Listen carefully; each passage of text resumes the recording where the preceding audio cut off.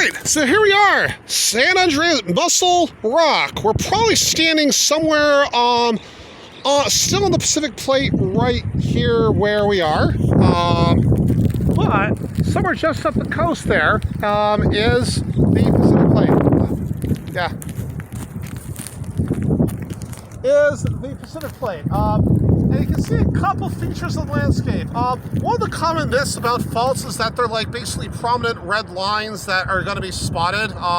And geologic maps and textbooks do not do any favors. Later in this course, we'll actually show you one that plate boundaries are not just discrete lines. They're often much more complex features expressed at scales that are a little bit sometimes hard to visualize when you're just standing there, but with a careful understanding of the philosophy of how plate boundaries express themselves at their surface, you start to begin to recognize the features, especially when you have a good map to compare up against.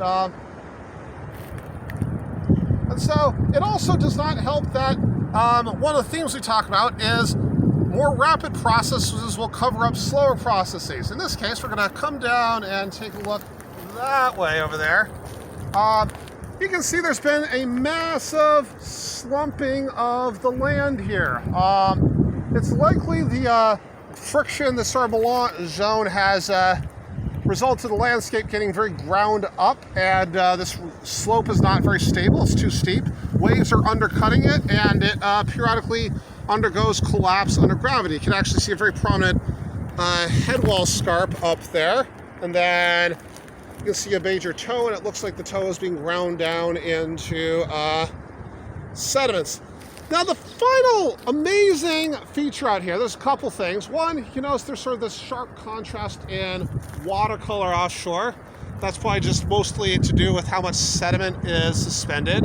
There might be there's probably also some changes in salinity and whether the sediment particles flocculate.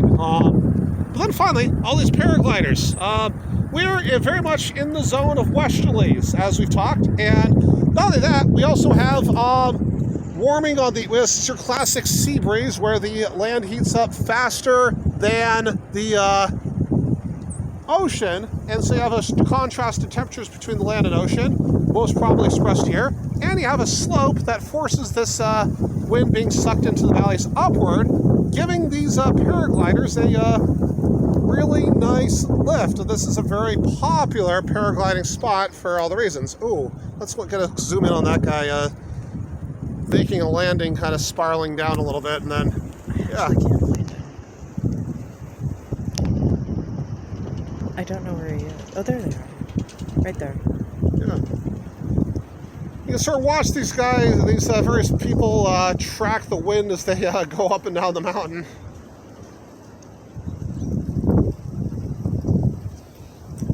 This will be the last time we are on the Pacific Plate for most of this trip. We'll be coming back, spending the rest of this trip on what is primarily the North American Plate.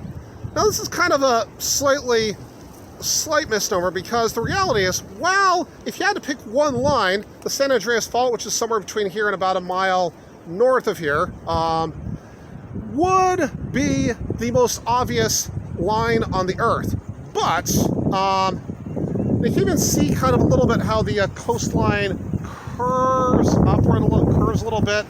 I think where Mussel Rock is being pushed up a little bit. You can sort of see Mussel Rock and the coastline curving here. Yeah, I think we're pretty much right in the fault right here. It's hard to spot because the landslide covers the fault and the vegetation's covering everything around here. But yeah, this will be the last time we're on the Pacific Plate till we go over Cajon Pass. And the thing about the plate boundaries, it's usually not just a single line. It's often multiple faults. In the case of the Pacific North American boundary, San Andreas Fault is most of the motion, maybe about 40-50%. I think it's a little bit more up here, maybe 55%. The rest of it is taken up by smaller faults. When we're up in Santa Rosa, we'll be right along the Rogers Creek Fault, which is also part of that complex feature. And probably for the next couple days of our drive, we'll be looking at various features connected with plate boundary processes that are located far from the actual line on the actual map that most people call, your textbook's going to call the actual plate boundary. Let's absorb that a little bit. Yep.